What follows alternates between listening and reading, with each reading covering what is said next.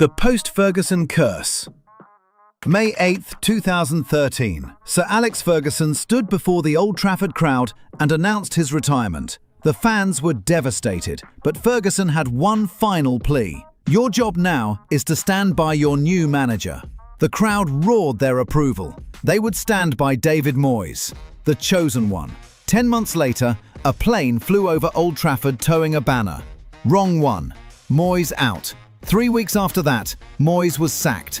That's how fast the curse began. Ferguson didn't just retire that day. He ripped Manchester United's soul from its body. And what came after wasn't a rebuild. It was a curse that's still devouring the club 12 years later. Louis van Gaal won the FA Cup and was sacked by text message 2 days later. Jose Mourinho delivered trophies, then torched the dressing room on his way out. Ole Gunnar Solskjaer gave fans hope, made them believe again. Then reality crushed it. Erik ten Hag arrived with a sparkling reputation and left buried under excuses. Add in Ruben Amorim calling his team probably the worst in Manchester United's history in 2025, and even the most optimistic fans began to see a pattern. Every manager who touched the job after Ferguson disintegrated. Between 2013 and 2025, the theatre of dreams became football's graveyard. But managers are just symptoms. The transfers became a billion-pound bonfire. Angel Di Maria, £59.7 million for the Champions League Finals Man of the Match, gone in 1 year. Paul Pogba returned for a world record £89 million, delivering inconsistency for 6 years. Harry Maguire became the most expensive defender in history at £80 million and turned into a walking meme, at times so bad that even his own fans winced when his name was read out. Antony cost £85 million and could only cut inside. Jadon Sancho arrived for £73 million, then fell out with multiple managers and was shipped out on loan. Over £1 billion spent and the team got worse. And here's where the curse reveals its true cruelty. These players leave Old Trafford and suddenly thrive. Romelu Lukaku, mocked relentlessly at United, went to Inter Milan and won Serie A, finishing as the league's best striker. Scott McTominay, called championship level by United fans, moved to Napoli and earned a Ballon d'Or nomination. Antony joined Real Betis on loan and immediately looked reborn, scoring and assisting like the player Ajax once had. The pattern was undeniable. It wasn't the players. United had become the place where talent turned into a shadow of their true self.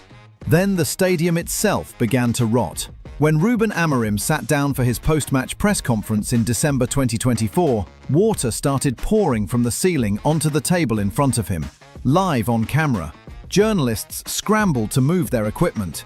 Fans watching couldn't decide whether to scream or laugh. This wasn't the first time. Months before, during a match against Arsenal, rain had cascaded through the roof like a broken dam. This time, the leaks had spread to the press room itself. Days later, health inspectors arrived and found mice infesting the corporate hospitality areas. Manchester United's hygiene rating collapsed from 4 stars to 2, the kind of score that would shame a lower league club. New ownership under Sir Jim Ratcliffe was supposed to change everything. Instead, they oversaw one of United's worst ever seasons, spent over £200 million, and watched the team sink even deeper. This isn't a curse about trophies. It's a curse about identity, competence, and watching a giant forget how to walk. The curse doesn't care who you are or what you've won. The Invincibles' shadow. In 2004, Arsenal achieved something that will never be matched. An entire Premier League season without a single defeat. 49 games unbeaten. Immortality. But that golden moment became their prison. Since the Invincibles, Arsenal haven't won another league title. Not one. The curse isn't mediocrity, it's the torture of coming close. In 2008, Eduardo's horrific leg break derailed a genuine title challenge. Arsenal were 5 points clear at the top. 3 minutes into the Birmingham match, Martin Taylor's tackle shattered Eduardo's fibula and ankle so badly that Sky Sports refused to show replays. The injury was beyond horrific. Arsenal's physio later revealed Eduardo nearly lost his foot. Then William Gallas, the captain, lost his mind.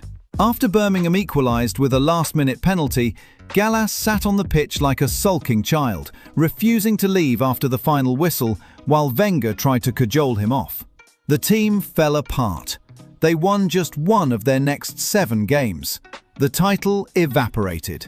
Cesc Fabregas, Robin van Persie, Samir Nasri, Arsenal's best players kept leaving for rivals. Van Persie went to Manchester United and immediately won the league. Nasri joined City and did the same.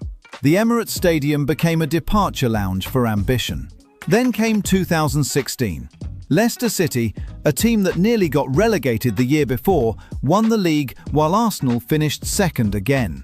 Arsène Wenger's last realistic title shot ended with a fairy tale mocking him from across the country. Wenger left in 2018 after 22 years. His replacement, Unai Emery, lasted 18 months before getting sacked. The club was rudderless. Mikel Arteta rebuilt everything. Young, hungry, tactically brilliant, his Arsenal side led the 2022-23 title race for 248 days, the longest anyone has ever led without winning the title.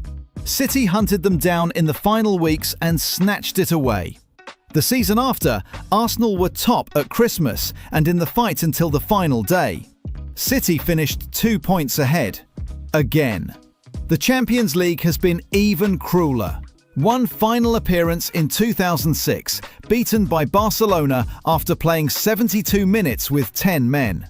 Since then, nothing. Round of 16 exits became routine humiliation. Arsenal's curse is excellence without reward, a team haunted by the ghosts of their own greatness.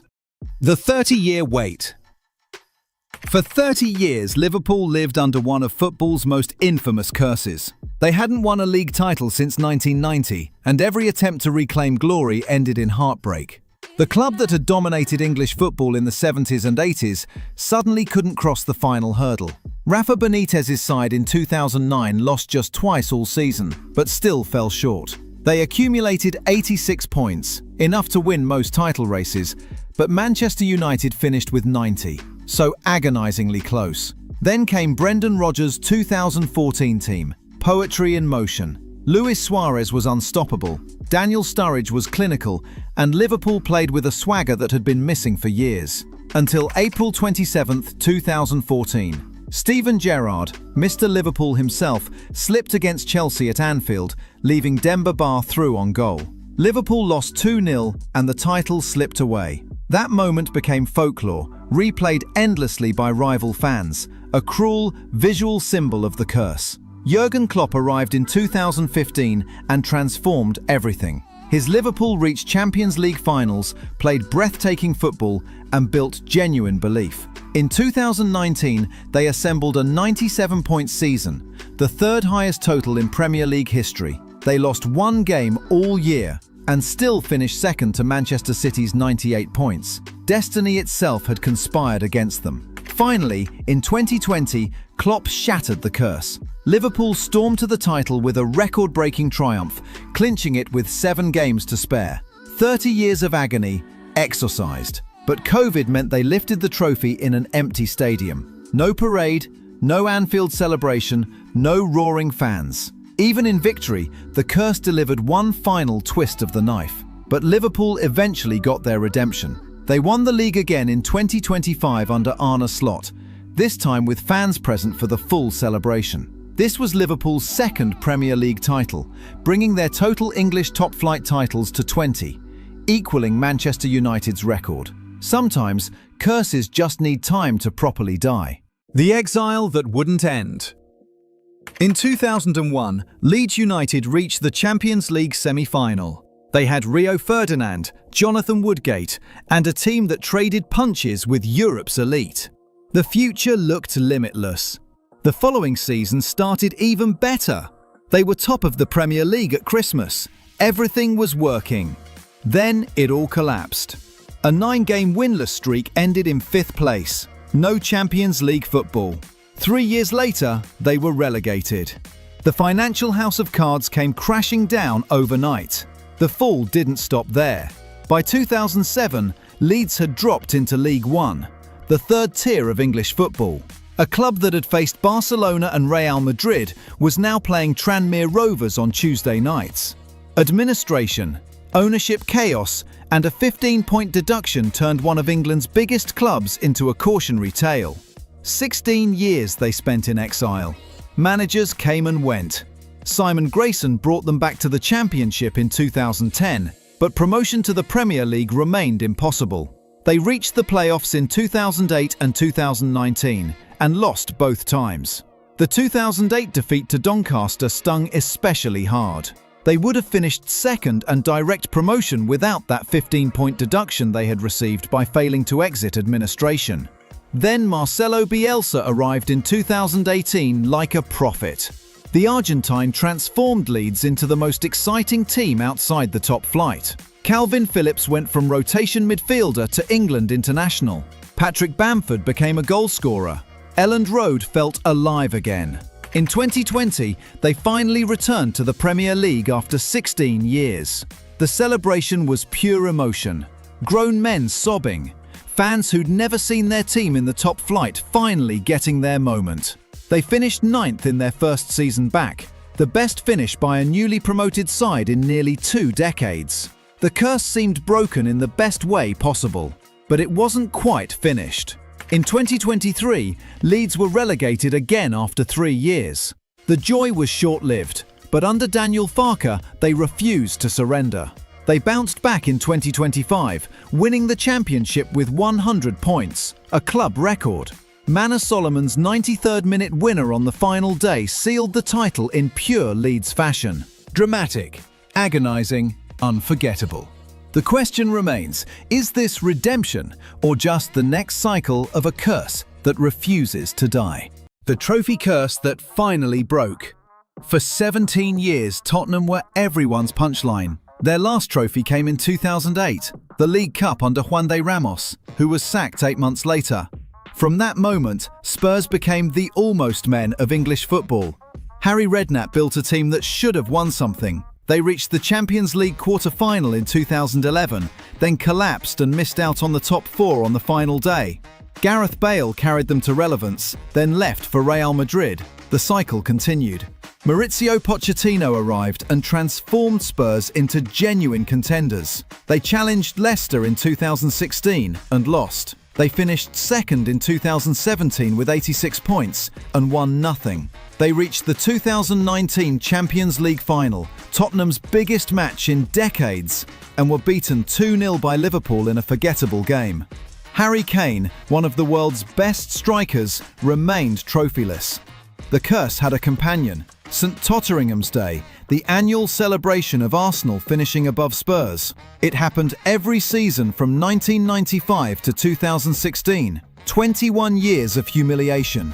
Even when Spurs finally broke that streak in 2017, they still had no trophies to show for it.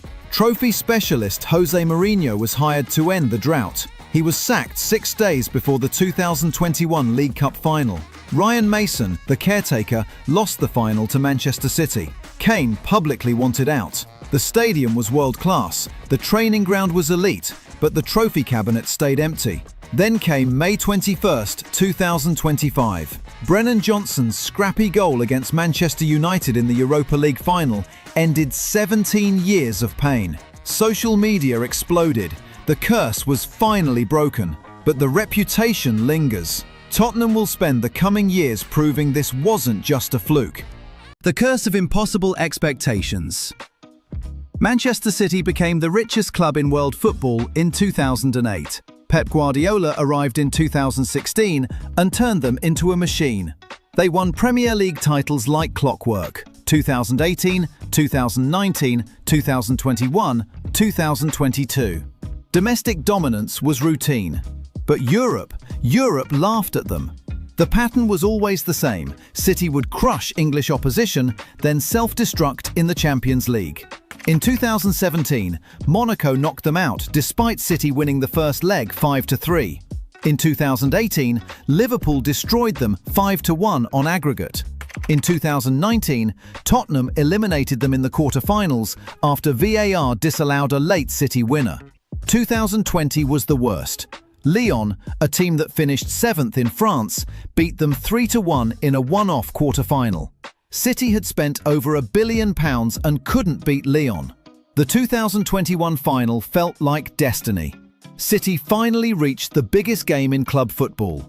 Then Guardiola overthought it, played without a defensive midfielder, and Chelsea beat them 1-0. The curse was real. 2022 might have been the most painful. City led Real Madrid 5-3 on aggregate going into the 89th minute of the semi-final second leg. Then Rodrigo scored 2 goals in 2 minutes. Extra time and a Benzema penalty ended in City's elimination. Guardiola's face after the match said everything. This wasn't football anymore, it was torture. Then 2023 arrived. City beat Bayern Munich, Real Madrid and Inter Milan to finally win the Champions League and complete the treble. The curse broke. But those 6 years of constant Champions League failure remain proof that money can't buy everything. At least, not immediately.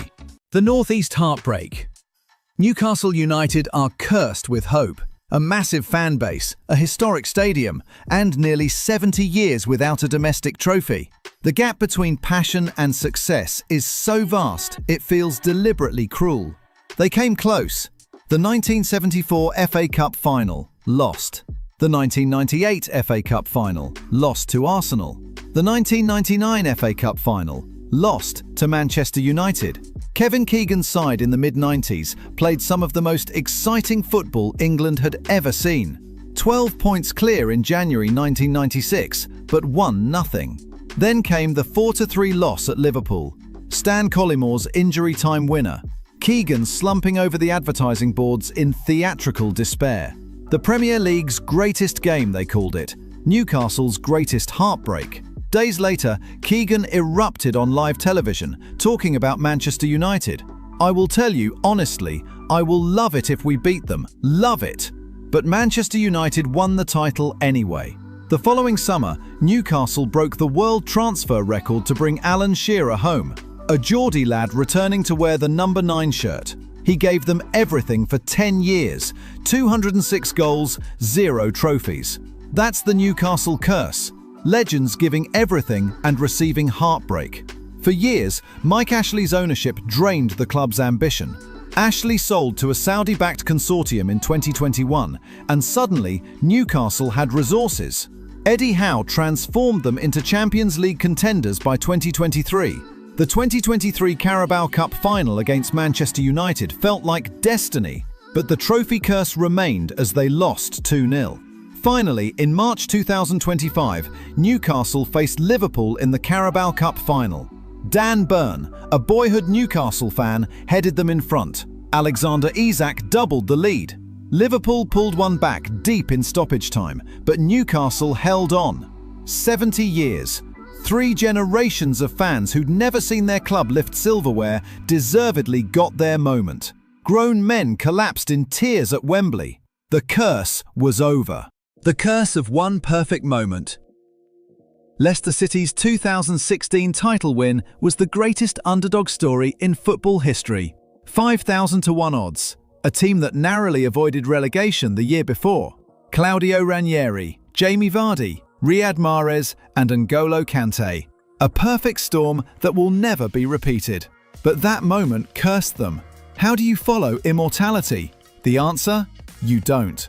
Ranieri was sacked 9 months later. The title winners couldn't replicate the magic. They won the FA Cup in 2021, their first ever FA Cup. But even that felt like a footnote to 2016. The curse wasn't failure. It was the impossibility of ever reaching that height again. Then came financial collapse.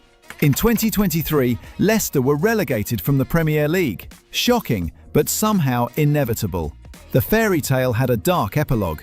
They returned immediately in 2024, winning the championship under Enzo Maresca. Promotion secured, hope restored. But the curse wasn't finished. Steve Cooper replaced Maresca and was sacked after 15 games. Ruud van Nistelrooy arrived in November 2024 to save them. He couldn't. Leicester never escaped the relegation zone. They set English football records for futility. 9 consecutive home games without scoring. In April 2025, they were relegated again. 2 relegations in 3 years.